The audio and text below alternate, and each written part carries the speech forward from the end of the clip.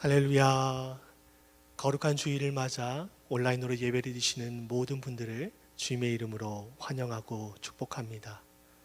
우리의 창조주 되시며 힘과 능력이 되시는 그 하나님께 마음과 뜻과 정성을 모아 예배하는 우리 모두가 될 수 있기를 바랍니다. 우리 함께 사도신경으로 우리의 신앙을 고백하도록 하겠습니다. 나는 전능하신 아버지 하나님, 천지의 창조주를 믿습니다. 나는 그의 유일하신 아들, 우리 주 예수 그리스도를 믿습니다. 그는 성령으로 잉태되어 동정녀 마리아에게서 나시고 본디오 빌라도에게 고난을 받아 십자가에 못 박혀 죽으시고 장사된 지 사흘 만에 죽은 자 가운데서 다시 살아나셨으며 하늘에 오르시어 전능하신 아버지 하나님 우편에 앉아 계시다가 거기로부터 살아있는 자와 죽은 자를 심판하러 오십니다.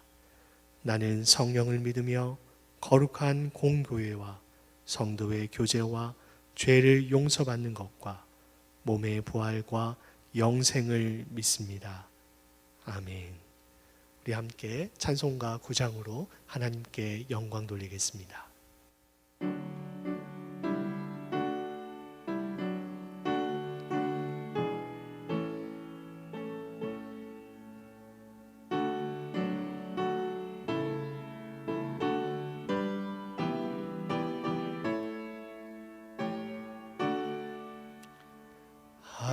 하늘에 가득 찬 영광의 하나님, 온 땅에 충만한 존귀하신 하나님, 생명과 빛으로 지혜와 권능으로 언제나 우리를 지키시는 하나님, 성부와 성자와 성령 삼위의 하나님, 우리 예배를 받아주시옵소서.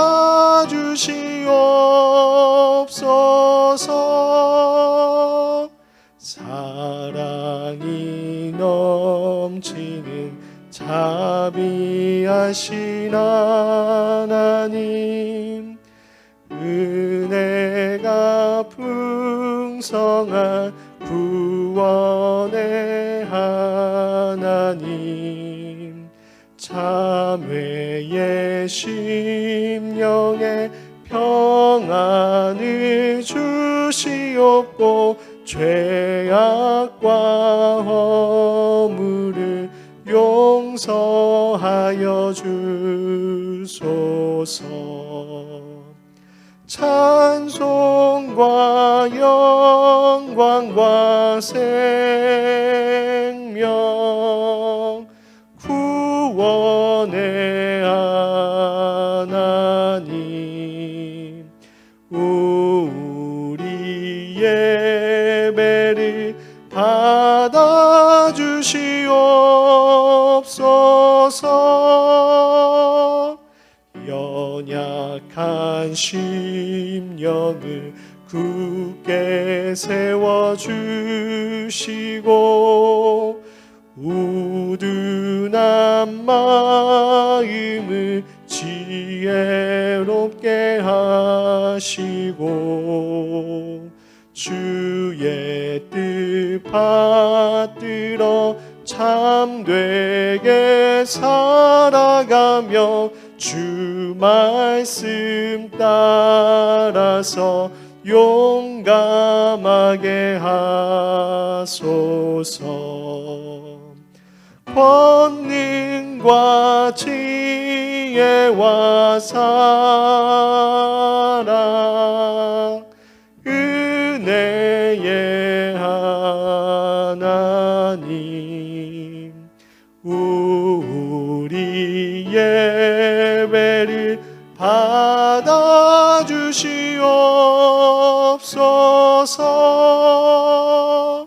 주 앞에 나올 때 우리 마음 기쁘고 그 말씀 힘되어 새 희망이 솟는다. 고난도 슬픔도 이기게 하시옵고 영원에 이때여 살아가게 하소서. 우리의 자랑과 기쁨 생명의 하나님, 우리 예배를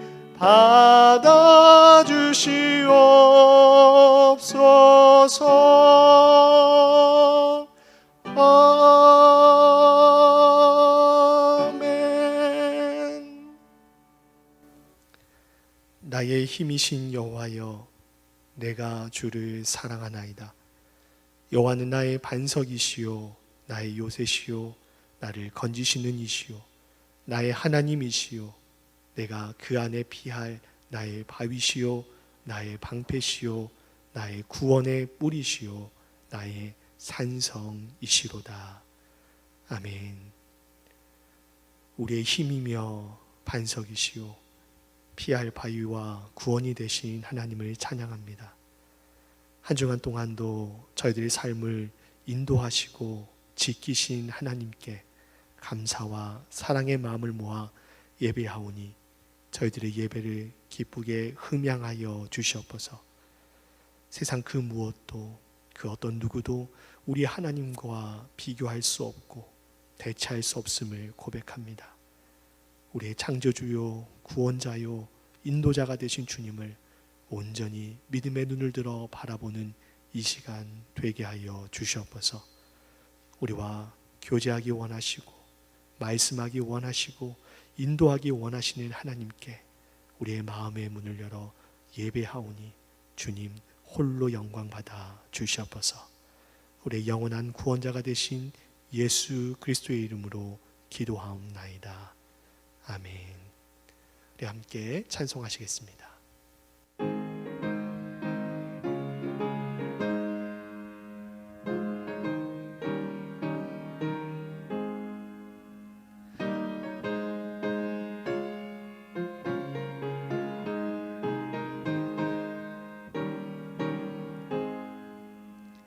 내 영혼의 햇빛 비치니 주 영광 찬란해. 이 세상 어떤 빛보다 이 빛 더 빛나네. 주의 영광 빛난 광채 내게 비춰 주시옵소서. 그 밝은 얼굴 배울 때 나의 영혼 기쁘다. 내 영혼에 노래 있으니 주 찬양합니다. 주 귀를 기울이시사 다 듣고 계시네. 주의 영광 빛난 광채 내게 비춰 주시옵소서. 그 밝은 얼굴 배울 때 나의 영혼 기쁘다. 내 영혼의 봄날 되어서 주 함께 하실 때 그 평화 내게 깃들고 주 은혜 꽃피네.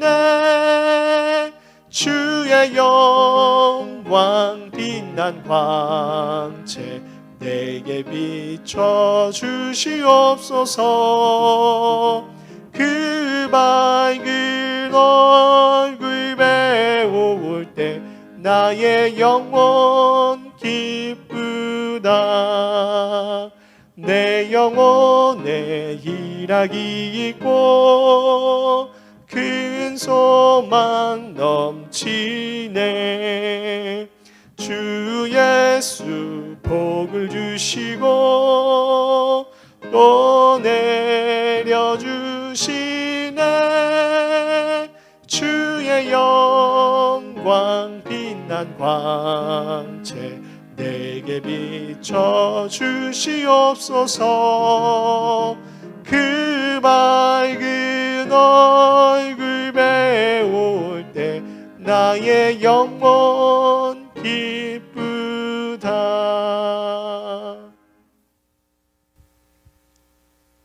인자하심과 자비하심이 영원하신 아버지 하나님, 오늘 거룩한 주일에 우리가 주님의 은혜에 감사와 찬양을 돌리며 큰 기쁨으로 주님의 영광을 노래합니다.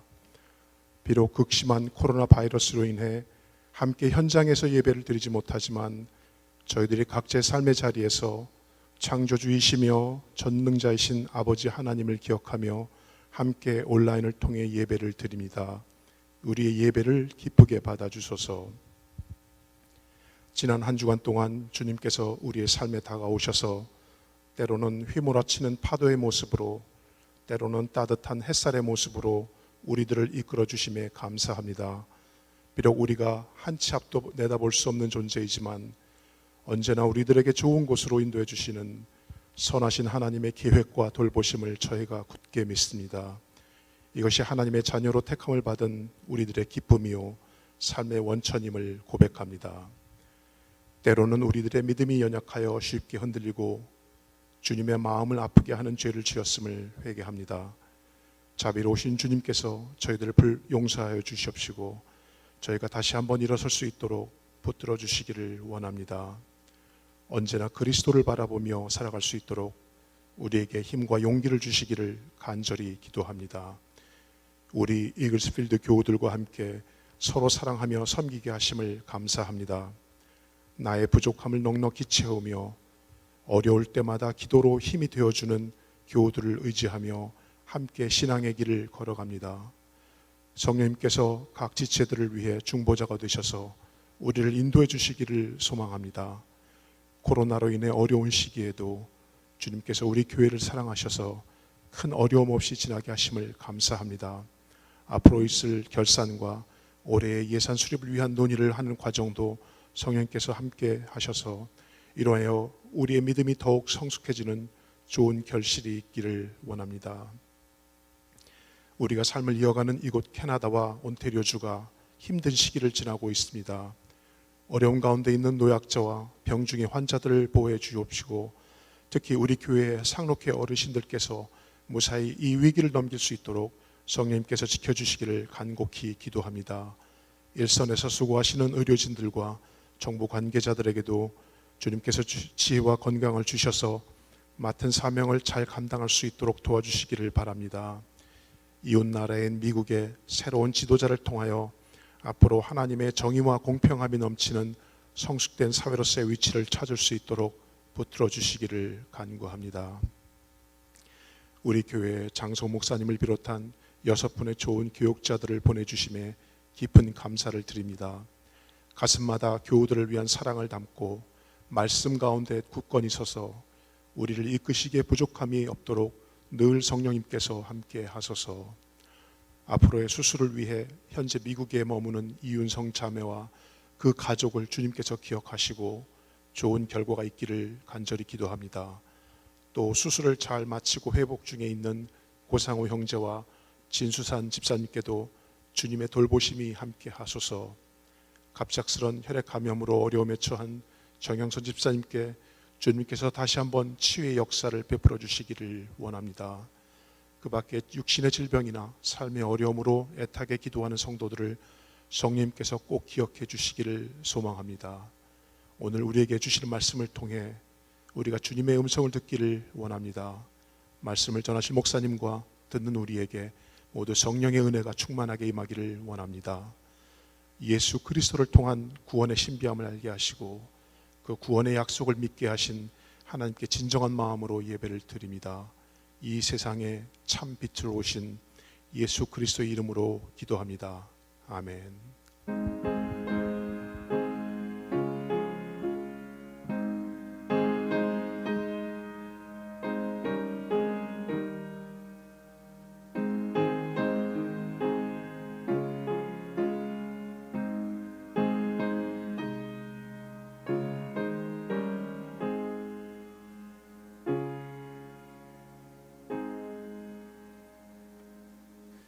우리 이 시간에 함께 하나님 앞에 봉헌 드리도록 하겠습니다.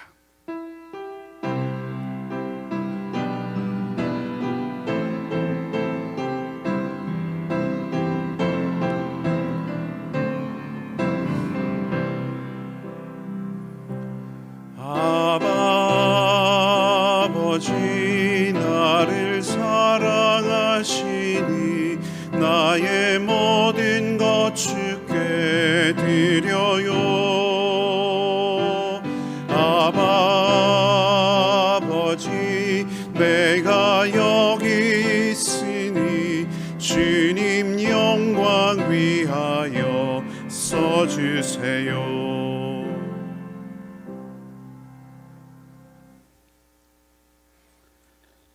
모든 만물의 주인이 되시고 모든 것에 모든 것 되시는 하나님 아버지, 우리의 삶에 주어진 모든 것이 하나님으로부터 주어진 것임을 고백하는 믿음을 담아 주 앞에 우리의 마음과 물질을 드립니다. 기쁨으로 드린 것들을 받아주시고 하늘의 은혜로 우리와 함께 하시고 응답하여 주시옵소서. 드린 손길들을 귀하게 여겨주시며 복주시되 특별히 물질이 사용되는 모든 곳을 위해서 기도합니다. 주님의 이름과 하나님 나라를 이루는 일에 사용되게 하시고 생명을 살리는 일에 드려지게 하여 주시옵소서. 하나님 아버지, 이 시간 우리 가운데 주님의 위로와 하늘의 소망이 필요한 이들이 있습니다. 경제의 어려움으로, 이민의 삶의 고달픔으로, 관계의 아픔과 육신의 질병과 건강의 문제로 인하여 주님을 바라보는 모든 주의 백성들의 눈물을 닦아주시고 주님, 은혜 안에서 새 소망과 기쁨을 회복하는 삶들이 다 되게 하여 주시옵소서. 팬데믹 어려운 시간을 보내는 우리 모든 교우들과 선교사님들을 주께서 지키시고 함께 하옵시기를 간절히 소망하며 이 한 주간도 때를 따라 돕는 주님의 손길을 경험하며 누리며 살아가는 저희 모두가 되기를 바라며 우리 주님 예수 그리스도의 이름으로 기도하옵나이다. 아멘.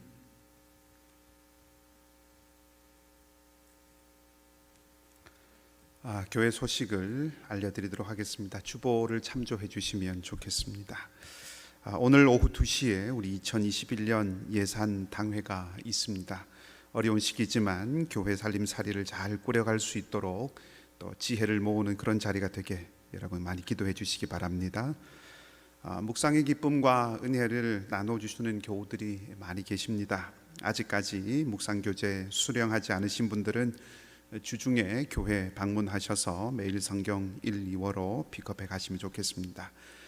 책 픽업하시기 전에 꼭 교회로 전화를 주셔서 이름과 또 신청하신 책 종류, 권수, 또 교회 오시는 시간을 미리 알려주시면 준비해 놓도록 하겠습니다. 우리 픽업 가능한 시간은 화요일 오전 10시부터 또 금요일 오후 2시까지입니다. 기억하셔서 착오 없으시기 바랍니다. 2021년도 우리 교회의 방향과 비전을 함께 나누고 기도하는 비전 나눔의 밤을 갖고자 합니다. 우리 항존직 우리 교우들 대상으로 준비한 일입니다. 우리 항존직들께서는 참석해 주시기를 바라고요. 21일 목요일 오후 7시 저녁에 우리 온라인으로 진행됩니다. 우리 카톡을 통해서 줌 링크를 보내드리도록 하겠습니다. 아직 우리 주정부의 공식 발표가 있지 않아서 잠정적으로 광고를 드립니다. 현장 예배가 가능하게 되면 우리 다음 주일인 24일 2부 예배 후에 재직회, 그리고 31일 주일 예배 후에는 공동의회가 있을 예정입니다. 혹 변동이 있으면 추후에 또 알려드리도록 하겠습니다. 우리 17구역의 조현준, 김지현 자매님 가정에 하나님께서 딸을 선물로 주셨습니다. 우리 새 생명 주신 귀한 가정을 축복하고 또 새롭게 태어난 리아와 또 그 가정을 위해서 여러분 계속해서 축복하면서 또 기도해 주시면 감사하겠습니다. 이번 주 묵상 본문들 주보에 게시되어 있습니다. 참고하시기를 바랍니다. 우리 장로님 기도하셨지만 우리 병상에 계신 교우들 계십니다. 지난주에 수술하고 회복 가운데 있는 우리 진수삼 집사님, 또 고상우 형제, 그리고 중환자실에 우리 정영선 집사님 계십니다. 주님께서 치유와 회복의 은혜로 함께 해주시기를 계속해서 기도해 주시기 바라고요. 또 수술 앞두고 있는 우리 이윤성 자매를 위해서도 기도해 주시기 바랍니다. 우리 상록회 어르신들 늘 건강하시기를 바라고, 또 어려운 시기를 지나고 있습니다. 우리 말씀 안에 머무시고 또 주님의 은혜와 평강을 구하는 그런 기도의 자리 떠나지 않고 지키는 그런 우리 모든 이글스필드 가족들 되기를 바랍니다. 건강에 유의하시기 바랍니다. 함께 기도하겠습니다. 하나님, 사람이 떡으로만 살 것이 아니라 하나님의 입에서 나오는 모든 말씀으로 산다고 하신 그 뜻을 기억해 봅니다. 말씀을 통하여 삶의 힘과 이유와 방향을 다시 한번 확인하고자 합니다. 이 시간 말씀하시는 주의 음성을 들을 수 있는 시간이 되도록 성령 하나님께서 우리 각 사람의 심령에 조명하시고 진리의 빛으로 비추어 주시옵소서. 그 말씀으로 힘을 얻고 그 말씀을 붙들고 승리하며 그 말씀을 따라 행하는 저희가 되기를 간절히 원하며 좋으신 주님 예수 그리스도 이름으로 기도하옵나이다. 아멘. 오늘 이 시간에 우리에게 주시는 하나님의 말씀은 구약 성경입니다. 사무엘상 3장 1절에서 9절까지의 말씀입니다. 사무엘상 3장 1절에서 9절까지 말씀입니다. 제가 가진 성경은 구약 412쪽에 있습니다. 사무엘상 3장 1절에서 9절까지 말씀입니다. 제가 말씀을 봉독해 드리도록 하겠습니다. 아이 사무엘이 엘리 앞에서 여호와를 섬길 때에는 여호와의 말씀이 희귀하여 이상이 흔히 보이지 않았더라. 엘리의 눈이 점점 어두워 가서 잘 보지 못하는 그때에 그가 자기 처소에 누웠고 하나님의 등불은 아직 꺼지지 아니하였으며 사무엘은 하나님의 궤에 있는 여호와의 전 안에 누웠더니 여호와께서 사무엘을 부르시는지라. 그가 대답하되 내가 여기 있나이다 하고 엘리에게로 달려가서 이르되 당신이 나를 부르셨기로 내가 여기 있나이다 하니 그가 이르되 나는 부르지 아니하였으니 다시 누우라 하는지라. 그가 가서 누웠더니 여호와께서 다시 사무엘을 부르시는지라. 사무엘이 일어나 엘리에게로 가서 이르되 당신이 나를 부르셨기로 내가 여기 있나이다 하니 그가 대답하되 내 아들아 내가 부르지 아니하였으니 다시 누우라 하니라. 사무엘이 아직 여호와를 알지 못하고 여호와의 말씀도 아직 그에게 나타나지 아니한 때라. 여호와께서 세 번째 사무엘을 부르시는지라. 그가 일어나 엘리에게로 가서 이르되 당신이 나를 부르셨기로 내가 여기 있나이다 하니 엘리가 여호와께서 이 아이를 부르신 줄을 깨닫고 엘리가 사무엘에게 이르되 가서 누웠다가 그가 너를 부르시거든 네가 말하기를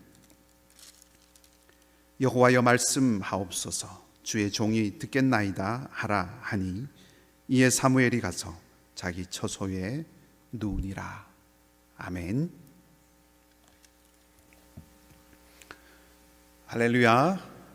오늘도 좋으신 우리 주님의 평강과 은총이 여러분 모두의 삶의 자리 가운데 또 기도의 제목 가운데 함께 하시기를 주님의 이름으로 또 축복하고 소망합니다. 그리스 신화에 나오는 이야기입니다. 최고의 신인 제우스가 프로메테우스가 자신의 뜻을 거역하고 사람에게 불을 가져다 준 것에 못마땅하게 생각을 했습니다. 그래서 이 프로메테우스와 인간들에게 벌을 내려야겠다라고 하는 그런 마음으로 대장장이의 신인 헤파이토스에게 이런 명령을 내립니다.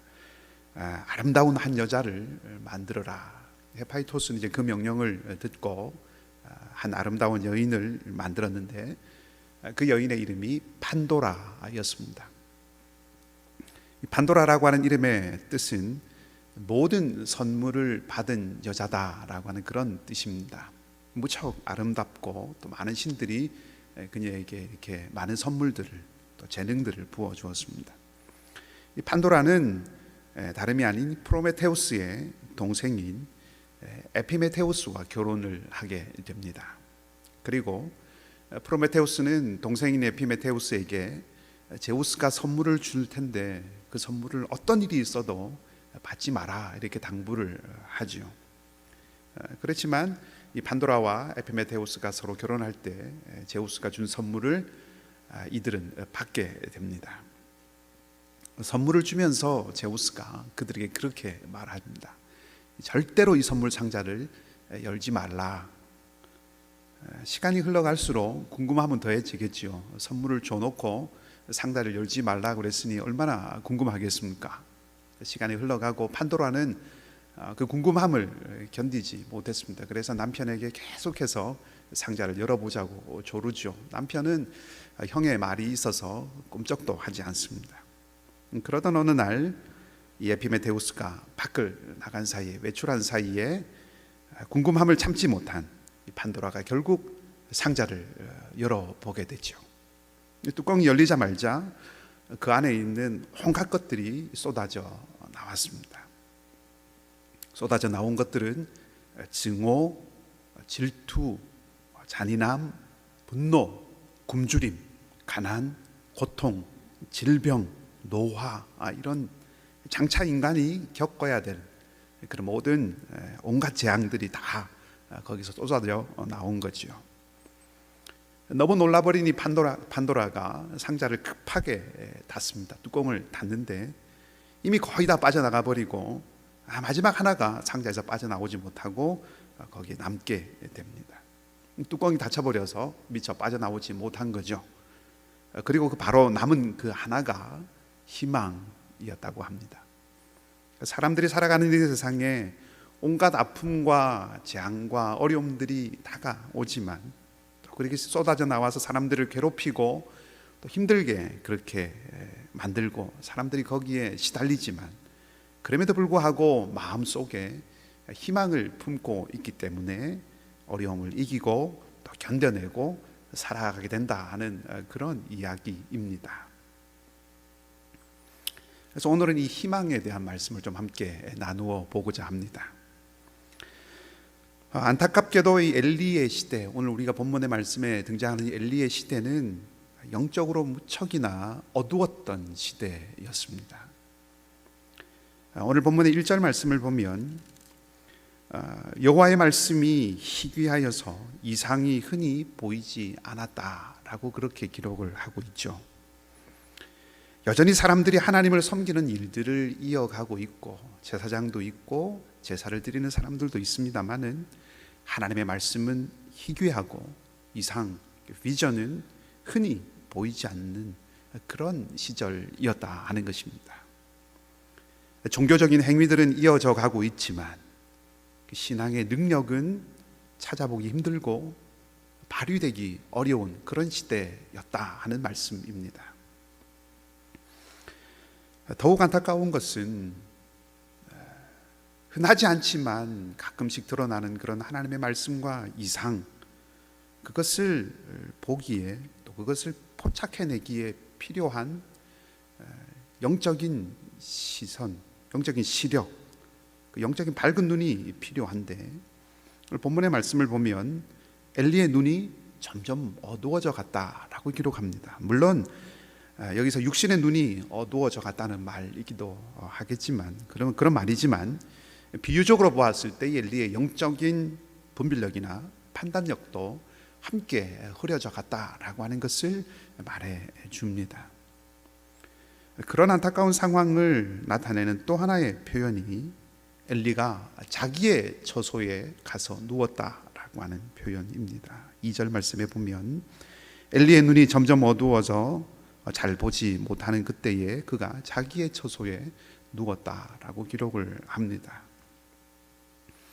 자기 처소에, 자기 잠자리에 눕는 것이 그 자체가 잘못은 아니겠지만 영적으로 어두워져 가는 이런 시대에 마땅히 하나님 앞에 더 머물러면서 이상을, 그 비전을 포착하기에 힘써야 하는데 엘리가 그렇게 하지 못하고 있다라고 하는 것을 간접적으로 애둘러서 그렇게 표현을 하고 있는 것이죠. 엘리와 엘리의 아들들, 그의 가문은 제사장으로서 감당하는 어떤 외적인 사역, 또 외적인 모습을 보여주는 그런 역할은 유지하고 있었지만 제사장으로서 또 사사로서 그 시대를 향한 하나님의 뜻을 매개하고 전해주는 그런 통로는 되지 못했다 하는 것을 안타깝지만 우리에게 말해주는 것입니다. 우리가 잘 아는 잠언 29장의 말씀에 보면 잠언에 묵시가 없으면 백성이 방자히 행한다라고 했는데 하늘의 통찰이 사라지고 나면 땅의 질서는 무너지게 마련인 것입니다. 하나님의 말씀과 하나님 보이시는 그 이상을 매개로 해서 사람들의 양심이 하나님의 말씀을 들을 수 있도록 사람들을 하나님께로 부를 수 있는, 하나님 앞으로 부를 수 있는 그런 영적인 중보자, 그런 영적인 지도력이 상실된 그런 시대는 사람들이 방자하게 행하는 시대가 되어버리고 만다 하는 것이죠. 그 영적인 어둠의 악순환이 계속되고 그런 영적인 지도력이 사라지거나 그 힘을 제대로 발휘하지 못하는 그런 때가 되면 그 위기는 고스란히 그 시대를 살아가는 사람들에게로 임하게 되고 닥치게 된다 하는 것입니다. 우리가 오늘 보고 있는 이 3장의 앞부분, 한 장 앞장인 2장의 말씀을 보면 하나님의 전에서 드려지는 그 제사의 엄중함이 다 사라지는 모습을 봅니다. 엘리의 두 아들과 그 두 아들과 함께하는 그 수하들은 제사장으로서는 해서는 안 되는 그런 악한 일들을 아무렇지도 않게 하는 것을 볼 수 있습니다. 그 영향이 3장을 넘어서 뒷부분 4장에 나오는 사건으로 이어지는데 4장의 말씀을 보면 이스라엘과 블레셋이 전쟁을 하게 됩니다. 그 전쟁 가운데 이스라엘은 블레셋에게 패배하게 되고 그 와중에 하나님의 교회, 여호와의 언약궤를 잃어버리게 됩니다. 언약궤를 잃어버린다고 하는 것은 이스라엘 백성들에게는 굉장히 상징적인 일이죠. 하나님이 함께 하시는 그 언약궤가 빼앗겨졌다라고 하는 것은 하나님이 이스라엘을 떠났다라고 하는 것을 생각해 보게 하는 모습이라는 겁니다. 한마디로 지금 엘리의 이 시대는 종교적으로나 정치적으로 나라 전체가 큰 어려움과 암흑의 시대를 보내는 그런 시대 되었다 하는 것입니다. 그러한 시대가 희망을 말할 수 있는 시대일까 하는 질문을 해볼 수 있습니다. 엘리와 그 가문, 그 영적인 시력을 잃어가고 그나마 희귀한 하나님의 이상을 포착해낼 수 있는 아무런 역량이 없는 그 시대에도 과연 희망이 있는가 하는 거죠. 그리고 만약에 그럼에도 불구하고 소망을, 희망을 말할 수 있다면 누가 소망의 이유가 될 수 있는가 하는 질문을 던져보고 싶습니다.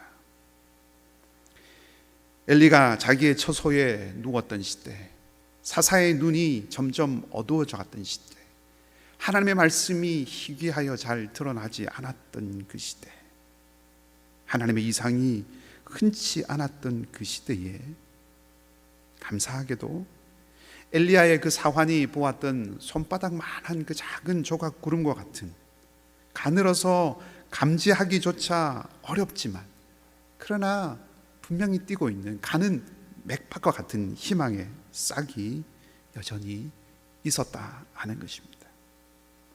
본문의 3절은 이렇게 기록하고 있습니다. 하나님의 등불은 아직 꺼지지 아니하였으며 사무엘은 하나님의 궤에 있는 여호와의 전 안에 누웠더니 하나님의 등불은 아직 꺼지지 아니하였다. 자기의 처소에 누운 이 엘리야는 대조적으로 하나님의 궤, 하나님의 임재를 상징하는 하나님 앞에 누워 있는 사무엘을 그려내고 있죠. 이 구절이. 그리고 이 구절은 하나님의 등불이 아직 꺼지지 않았다라고 말해주고 있습니다. 엘리의 시대, 암울하고 또 분별하지 못하는 그 시대가 온 이스라엘을 뒤덮고 있지만 실로라고 하는 한 작은 성읍에, 작은 성소에 거기에 누운 작은 아이인 사무엘, 그 자리에 여전히 역사를 주관하시고 인도하시는 하나님의 손길이 아직은 머물러 있다 하는 것입니다. 희망이 아직 꺼지지 않았고 소망은 하나님으로부터 시작된다라고 하는 것을 말해주는 것이죠. 오고 왔던 모든 세대 가운데, 모든 시대 가운데, 지나온 우리의 모든 역사 가운데 참으로 그랬습니다. 지금도 그러하고 앞으로도 한 번도 예외 없이 그러할 것입니다. 하나님이 먼저 찾아오시고 하나님이 먼저 손을 내미셨고 하나님이 먼저 일하셨고 하나님이 먼저 건지셨습니다. 신음하던 그 땅 이스라엘을 하나님께서 내려다보셨고 그래서 모세를 찾아오셨고 바로에게 재앙을 내리셨고 친히 싸우시고 홍해에서 그 백성을 건져내신 거죠.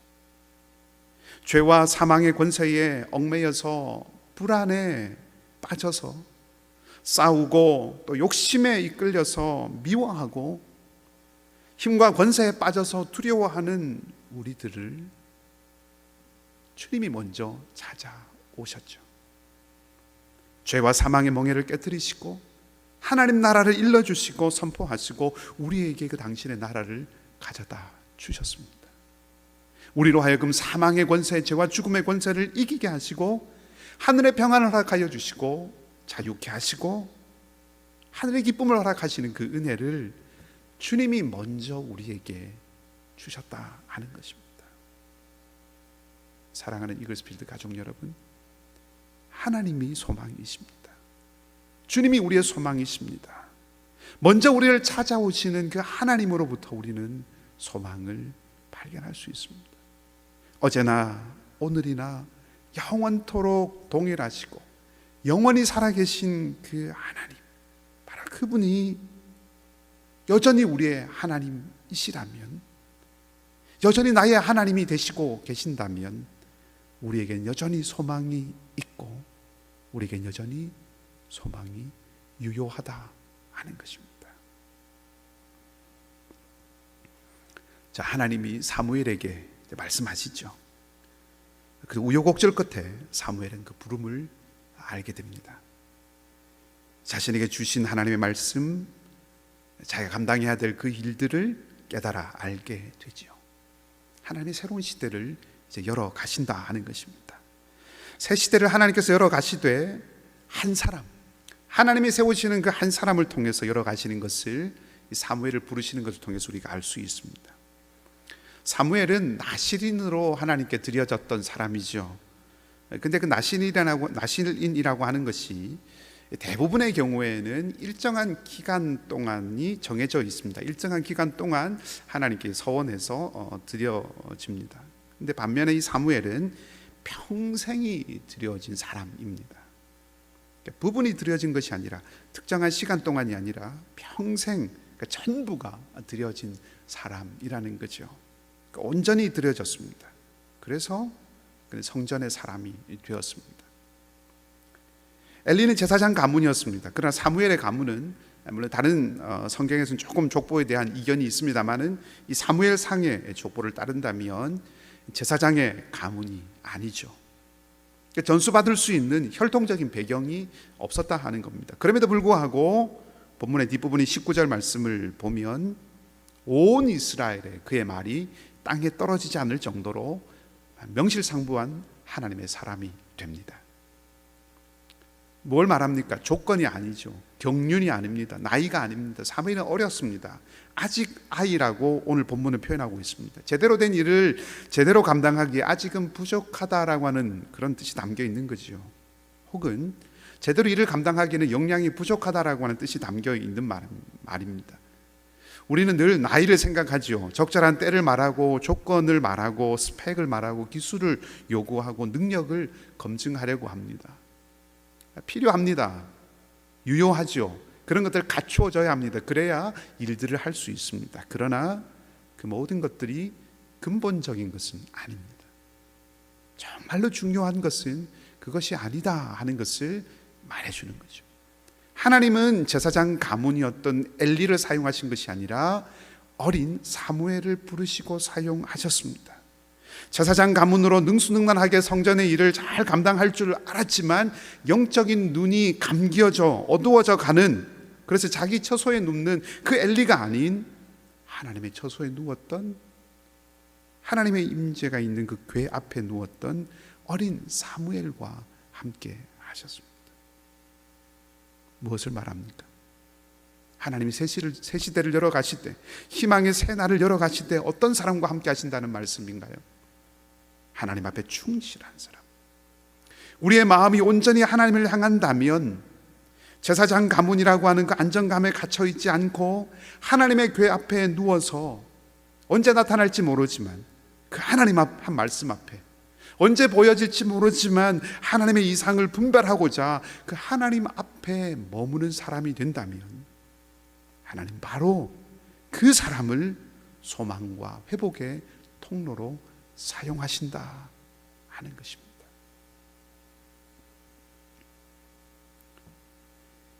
본문의 이야기를 우리가 읽어가면서 사무엘에게 나타나신 하나님은 엘리의 집에 대한 심판의 말씀을 하셨다라고 하는 것을 알게 됩니다. 사무엘이 하나님의 말씀을 들은 다음 날 아침에 엘리가 사무엘에게 간밤에 하나님께서 무슨 말씀을 하셨는지를 묻습니다. 아마도 사무엘은 그것이 엘리에게 좋지 않은 일이어서 주저했던 것 같습니다. 그러니 엘리가 먼저 물었겠죠. 그러면서 엘리는 만일 사무엘이 말하지 않거나 혹은 숨기면 하나님께서 벌을 내리실 것이다, 그렇게 말합니다. 꼭 듣고 싶다라고 하는 것을 표현하는 표현이겠죠. 궁금한 마음에 있어서 그렇게 했다고도 볼 수 있겠지만, 한편으로 사무엘을 다그치는 이런 엘리의 모습을 보면서 불안함이나 조급함이 그 마음속에 있구나 하는 그런 생각도 해봅니다. 사무엘은 그 엘리의 말에 답하지요. 본문 밑에 18절 말씀을 보면 자세히 말하고 조금도 숨기지 않았다라고 그렇게 기록을 하고 있습니다. 비록 이것이 엘리에게 나쁜 소식이지만 하나님의 말씀, 하나님이 주신 말씀을 가감없이 고스란히 다 전했다 하는 것을 우리가 알 수 있는 거죠.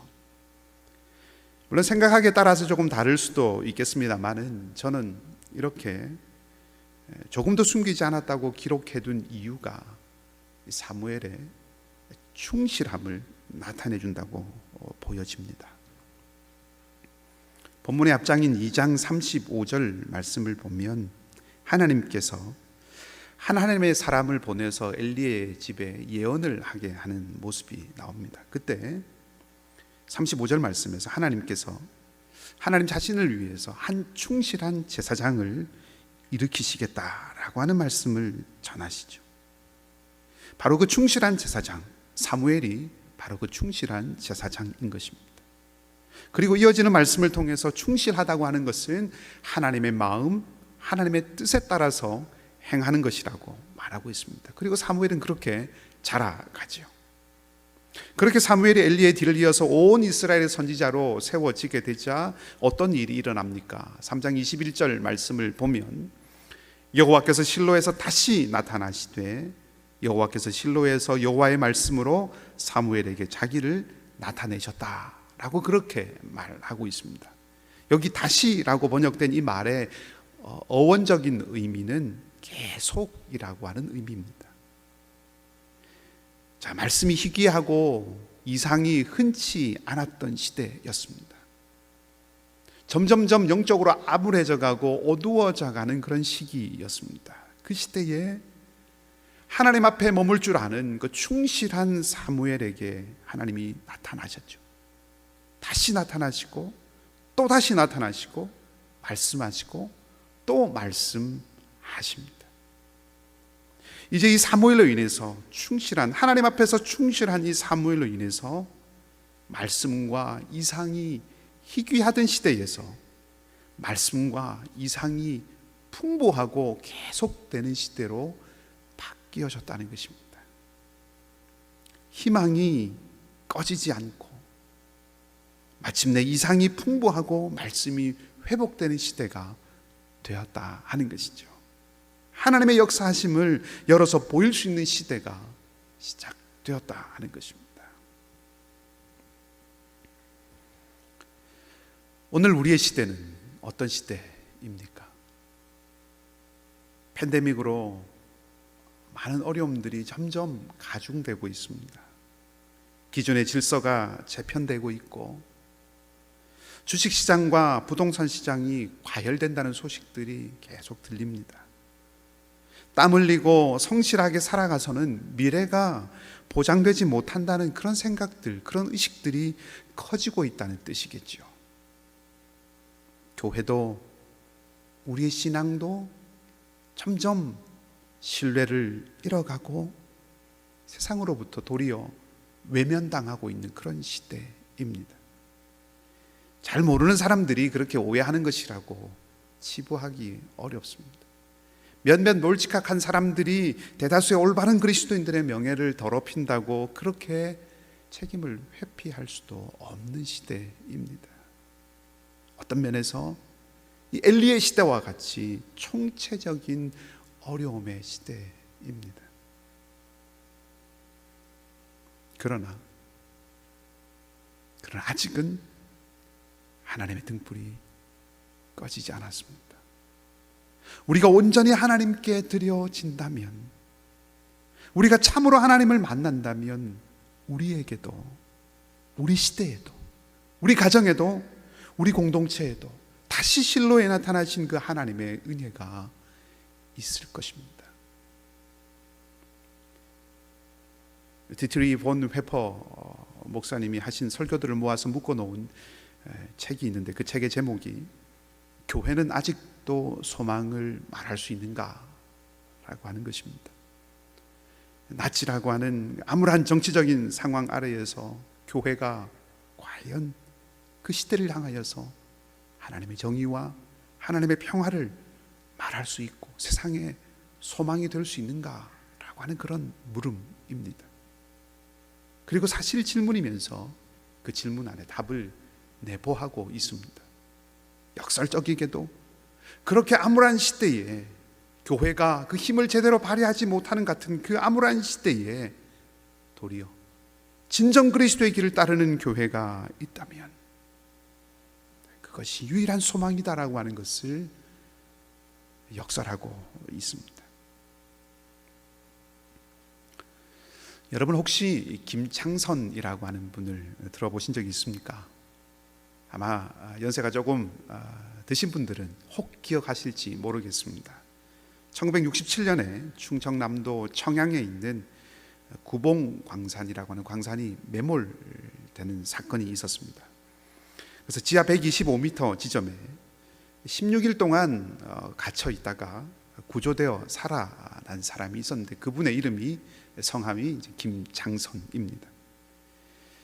애초에 자신이 그 깊은 갱도 안에 살아있다고 하는 것을 이 망가진 군용 전화기를 고쳐서 바깥에 있는 사람에게 알리게 되어서 이제 구조 작업이 시작되게 된 겁니다. 그 갱도 천장에서 떨어지는 물을 받아서 마시면서 간간히 이 외부와 통화하는 그 가는 전화기 줄을 통해서 들리는 그 소리, 그래서 계속해서 바깥과 소통하고 그 모습을 이제 방송이 알리게 되고, 그래서 당시 대통령이 각별하게 꼭 구해내라 하는 당부를 전달하게 되고, 또 미군까지 이 구조 작업에 동참해서 결국 이분이 구조가 되게 되죠. 이 갱도에 갇힌 김장선 씨도, 또 구조에 힘쓴 그 대원들도, 그리고 그 방송을 통해서 그것을 보았던 모든 국민들도 희망의 끈을 놓지 않고, 위험한 순간들이 많았지만 모두가 최선을 다해서 일구어낸 그런 아름다운 값진 사건이었습니다. 신락 같은 희망이지만 그 희망이 헛되지 않았다는 거죠. 그 가나다란 전화선을 타고 들린 그 목소리로부터 시작된 생명의 희망. 온 이스라엘이 눈이 어두워서 갈수록 어두워져 갈 때 실로의 성소에 밝혀져 있었던 작은 등불로 시작된 그 소망.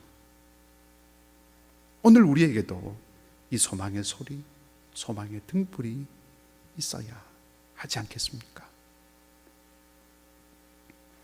물질을 쫓고 세상을 쫓으며 대의로 명분으로 포장된 그 욕심이 우리를 이끌어가는 이 시대에 어찌할 수 없는 인생의 고된 파도와 힘겹게 싸워가면서 희망의 불꽃이 점점 사그러 들어가는 이 시대에 교회가, 예수 그리스도가 소망이고 희망이라고, 공의가 무너지고 힘과 권세의 논리가 득세하고 자비가 사라지고 탐욕이 기승을 부리는 이 시대에 그렇게 사는 것 아니라고, 복음이 능력이고 십자가가 소망이라고 말할 수 있는 거예요. 대결과 갈등이 어필하고 포용과 섬김이 무시되는 이 시대에 겸손이 소망이고 인내가 희망이라고, 자기를 과시하고 자기를 드러내고 자기를 살리는데 모든 것이 집중되어 있는 이 시대에 희생이 소망이고 죽음이 삶의 길이라고 말해야 하지 않겠습니까? 온 이스라엘에 하나님의 말씀을 두 귀에 쩌렁쩌렁 울렸던 그 사무엘 같은 오늘의 사무엘이 있어야 하지 않겠습니까? 만약 그렇게 그러려면 우리가 그 소리를 먼저 들어야 합니다. 아직은 여호와의 등불이 꺼지지 않았다. 아직은 여호와의 전에 하나님의 등불이 꺼지지 않았다. 우리가 볼 수 있어야 하지 않겠습니까? 아직은 꺼지지 않은 여호와의 등불, 아직은 불타고 있는 하나님의 등불, 그것을 우리가 먼저 볼 수 있어야 하지 않겠습니까? 그래서 우리가 말할 수 있어야 하지 않겠습니까? 아직은 여호와의 등불이 꺼지지 않았다고, 아직은 하나님의 등불이 꺼지지 않았다고. 그리고 우리가 내가 아직은 하나님의 등불이 타고 있음을 보여주는 삶을 살아야 하지 않겠습니까? 하나님 앞에 머무십시다. 여호와의 궤 앞에 누우십시다. 그분의 말씀을 들을 수 있기를 사모하십시다. 전심으로 하나님께 의탁하십시다. 우리의 모든 마음을 그분께 드리십시다. 말씀이 희귀하고 이상이 요원한 시대처럼 보이지만 여전히 하나님의 등불이 꺼지지 않았음을 우리가 기억하십시다. 인생의 고난과 그 고난의 파도가 쉬지 않고 밀려오지만 그 파도 위에 걸어오시는 주님을 바라보십시다. 세상의 험악한 파도가 쉼없이 몰려오지만 싸움은 여호와께 있다라고 하는 그 고백으로 주님을 바라보십시다. 그분은 이미 세상의 모든 것을 다 이기셨고 죽음과 사망을 정복하셨습니다. 그리고 그 주님이 여전히 우리와 함께 하시고 그 주님이 여전히 우리의 소망이 되십니다. 그러니 사랑하는 우리 성도 여러분, 소망을 버리지 마십시오. 아니, 소망을 선포하십시오. 여러분의 삶이 하나님의 등불이 여전히 켜져 있음을 보이는 통로가 되게 하십시오. 아니, 우리의 삶이 그렇게 되게 하십시다. 그런 삶을 꿈꾸고 그러한 삶을 여전히 사모하며 그러한 삶을 선포하는 은혜가 우리 안에서 끊어지지 않기를 바랍니다. 아직은 어려운 시기지만, 어려운 시기를 지나가고 있지만 아직은 하나님의 등불이 꺼지지 않았습니다. 우리가 온전히 하나님께 드려진다면, 우리가 참으로 하나님을 만난다면 우리에게도, 우리 시대에도 다시 실로에 나타나는 하나님의 은혜가 분명히 있을 것입니다. 주님께서 친히 그렇게 하실 것입니다. 여러분의 삶에, 우리 모두의 삶에 이런 놀라운 하나님의 회복과 풍성한 역사하심이 넘쳐나기를, 우리 모두가 하나님의 등불이 꺼지지 않았음을 보여주는 그런 하나님의 복된 백성으로 살아가는 은혜가 이 한 주간도 넘치시기를 주님의 이름으로 축복합니다. 기도하십시다. 하나님, 들려오는 소식들은 희망과 절망이 뒤섞인 혼란한 소식들 뿐입니다. 팬데믹을 지나면서 이전과 다른 질서가 만들어지고, 성실과 근면과 땀 대신에 요행이 더 크게 보이고, 백신이 희망을 주면서도 미래에 대한 불투명함이 우리를 기대보다는 막막함의 자리로 이끌 때가 많습니다. 교회 또한, 우리의 믿음 또한 과연 세상의 희망이 되는지 의구심이 들 때가 있습니다. 그러나 하나님, 이 모든 것을 주관하시고 마침내 평안과 온전함을 가져오신 그 하나님을 신뢰하고 믿습니다. 아직은 여호와의 전에 등불이 꺼지지 않았다는 그 희망의 소식이 하나님께로부터 시작됨을 믿사오니, 주님, 우리를 부끄럽게 하지 않을 소망을 더하여 주시고 우리가 그 소망의 사람으로 살아가게 하여 주시옵소서. 그것을 위해서 우리의 눈을 열어주시기를 원합니다. 아직 꺼지지 않은 말씀의 빛을 보기를 원합니다. 우리의 귀가 열리기 원합니다. 아직은 하나님의 등불이 꺼지지 않았다는 그 소리를 듣기를 원합니다. 그리하여 절망과 혼돈의 이 땅에서 흔들리지 않는 소망을 붙들고 살아가게 하시고, 이 땅에 하늘 소망을 심을 수 있고 하늘의 희망을 노래할 수 있는 우리가 되게 하여 주시옵소서. 하나님, 경제의 어려움, 관계의 어려움, 영적인 어려움과 마음의 아픔을 가진 주의 백성들이 있습니다. 주께서 힘을 주시고 능력을 더하여 주시며 일어서고 회복되며 치유되고 변화되는 은혜를 내려 주시옵소서. 특별히 지난주 중에 수술을 받고 회복 가운데 있는 우리 진수삼 집사님, 고상우 형제, 그리고 갑작스러운 어려움으로 중환자실에 들어간 우리 정연선 집사님, 수술을 앞두고 있는 이윤성 자매, 그 모든 가족들 함께 해주셔서 주께서 위로하시고 소망과 확신을 더하여 주시옵소서. 상록의 어르신들을 붙들어 주시고 어린 우리 자녀들을 지켜주시며 모든 우리 이글스필드 가족들의 삶의 자리마다 또 이 한 주간의 삶 가운데 주께서 친히 함께 해주시기를 간절히 소망하며, 좋으신 주님 예수 그리스도 이름으로 기도하옵나이다. 아멘. 우리 마지막 결단 찬양 510장 찬송 함께 같이 부르겠습니다.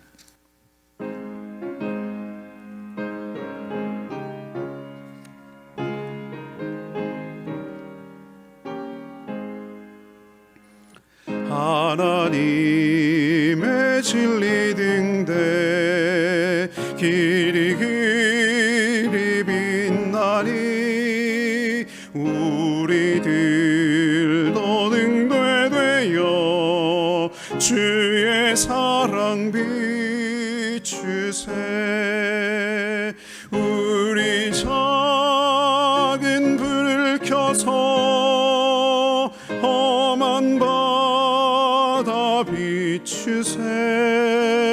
물에 빠져 헤매는 이 건져내어 살리세. 죄의 밤은 깊어가고 성난 물결 설렌다. 어디 불빛 없는가 고 찾는 물이 많구나. 우리 작은 불을 켜서 험한 바다 비추세. 물에 빠져 헤매는 이 건져내어 살리세. 너의 등불 돋우어라. 거친 바다 비춰라. 빛을 찾아 헤매는 이 생명선에 건져라. 우리 작은 불을 켜서 험한 바다 비추세. 물에 빠져 헤매는 이 건져내어 살리세.